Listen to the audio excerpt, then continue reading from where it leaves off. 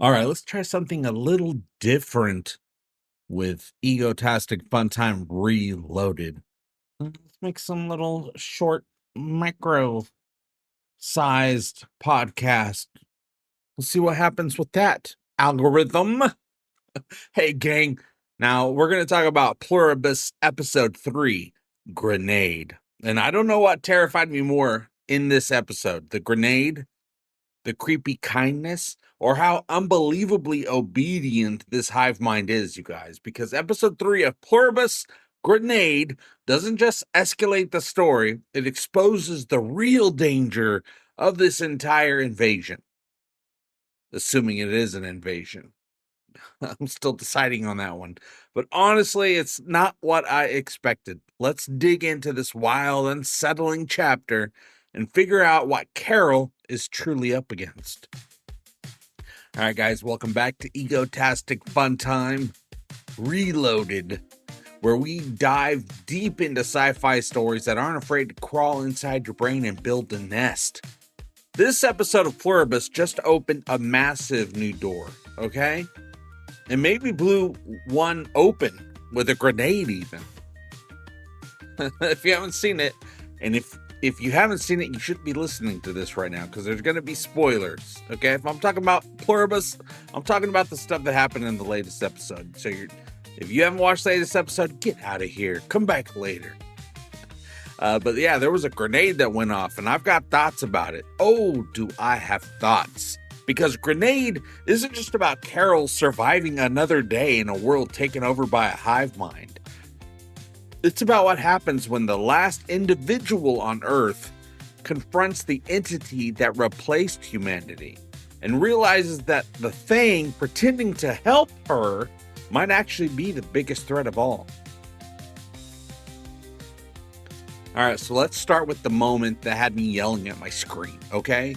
The grenade incident. Now, I did not expect the hive mind to take Carol so damn literally. And not just literally, obediently. Fanatically obediently. Kind of sounds awesome sometimes when I think about it. Carol tosses out a sarcastic, maybe I need a grenade. And the hive mind's like, yeah, no problem. Here you go. Here's a grenade, Carol. That moment hit me 3 different ways at once. It was terrifying, it was funny, and it was deeply, deeply uncomfortable. But here's what I realized as the dust settled in my brain. The hive doesn't understand individuals. It's used to dealing with billions of selves merged into one consciousness. Sarcasm, irony, testing boundaries. The hive mind is basically a toddler with unlimited power, eager to please, with zero understanding of consequences, or at least a denial of consequences, as we kind of saw hints of during a conversation with the DHL guy in this episode. But that obedience might be the hive's biggest flaw, because I still don't know how we're going to take this hive down. And do you really want to take the hive? You don't want to really take the hive down because then you're killing everybody on Earth. You want to save them. How do you save them? We'll get to that stuff. So the virus is basically the real antagonist so far of this story. Episode 3 hit me with a brand new perspective, you guys. We're not really dealing with the people who merged into the hive. We're dealing with the virus itself. Whatever sent it, whatever created it, whatever goal it has, which we don't really know right now, it raises the question that won't leave my head. Are the aliens that created this virus also infected? Are they on their way here, or is this thing acting on its own like some kind of interstellar parasite? Because the more I think about it, the more it feels like Earth didn't get invaded. Earth got exposed. Maybe by accident, maybe on purpose, maybe by a species that's already been overtaken and is just spreading the infection further. I mean, we know that's the imperative of the hive mind is to spread. So maybe that's all that's happening right here. Maybe it just spread further beyond the planet, beyond their galaxy, over to our neighborhood. At this point, I don't know if there are any aliens left to show up. or if the virus is the only surviving intelligence. And that is a terrifying idea, you guys. One thing Grenade makes brutally clear, Carol is the only one who understands the gravity of what's happening right now. That's got to drive you crazy. There's a reason the main promo ad, the poster for this show is just her screaming. It's got to be absolutely aggravating. And she's not just fighting assimilation, she's mourning the extinction of humanity in real time. Everyone she knew is gone. Every emotional connection has been swallowed by the hive mind. And the entity she's left with isn't human. It wears the face of humanity. It speaks with the voice of humanity. But the mind, that's not us, you guys. That's not ours. So when Carol pushes back, when she lashes out, when she demands space or privacy or autonomy, I get it. I feel her. She's not being paranoid. She's the only one who sees the world as it truly is. And she also knows something nobody else does. This entity, the virus, doesn't know how to deal with a single individual. Not one. It can't adapt. It can't say no. It can't protect her from herself. And that makes Carol the most dangerous being on the planet. Let's talk about Zoja. Her Carol's new little friend, her new little butler lady. What does she call her? The pirate lady? So let's talk about her because she fascinates me. She really does. There's this eerie calmness to her, the kind of politeness that feels rehearsed, right? Almost puppet-like. But beneath that, I keep wondering if there's still an individual consciousness buried inside of her somewhere.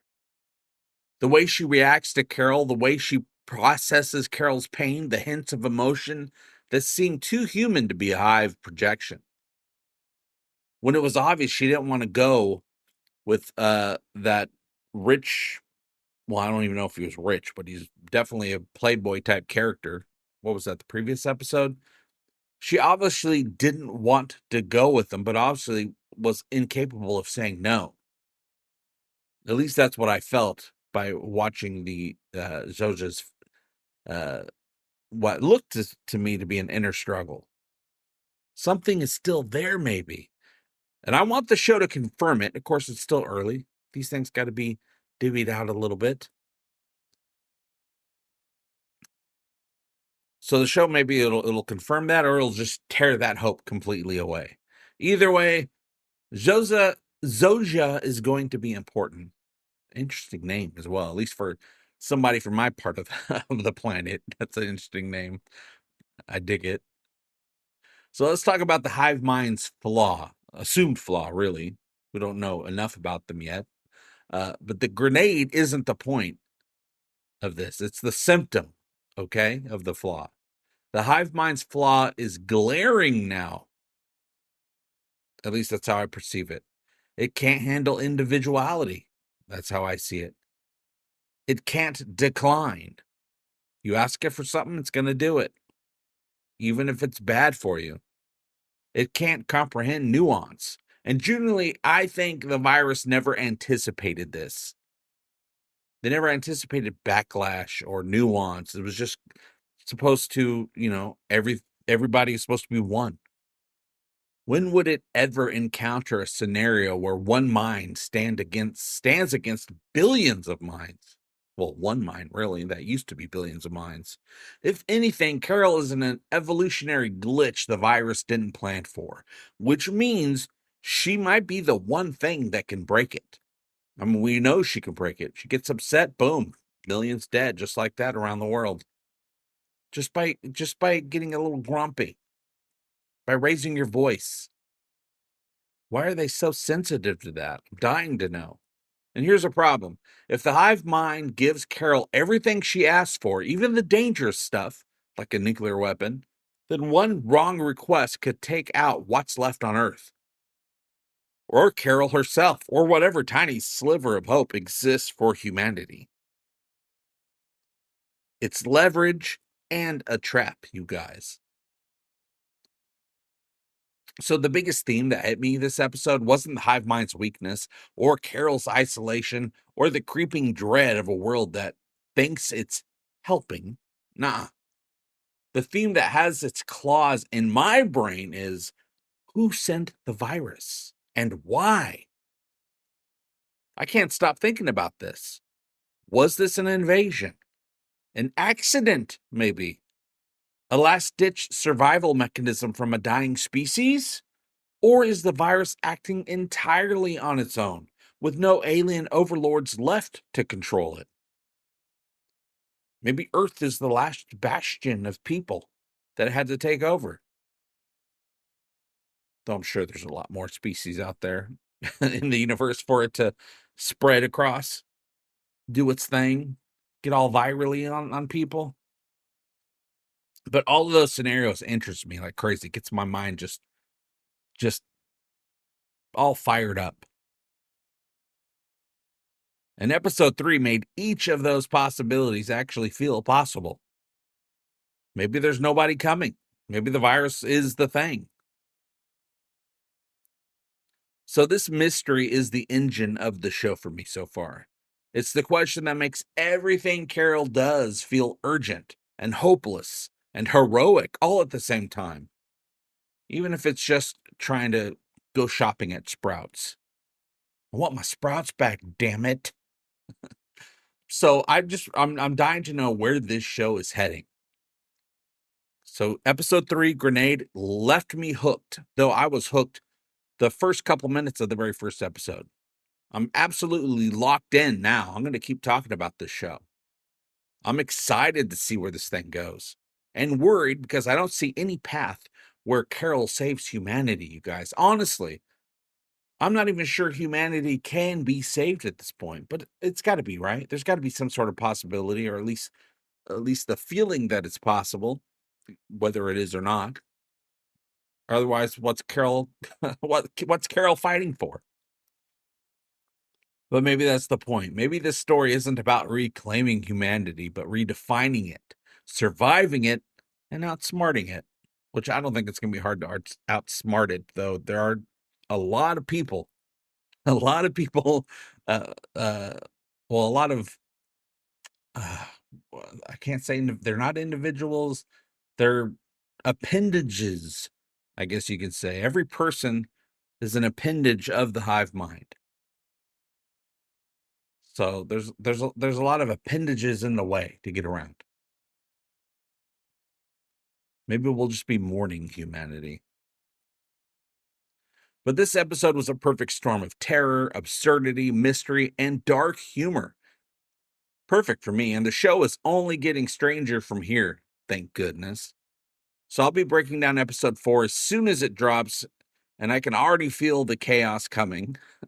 And if you want to support this channel and the Egotastic multiverse at all, you can hit up the links in the description for Patreon and all the extras. Patreon is a huge help, you guys. But just, joining this conversation means everything. And I hope all your times are egotastic fun times. Love you. Bye-bye.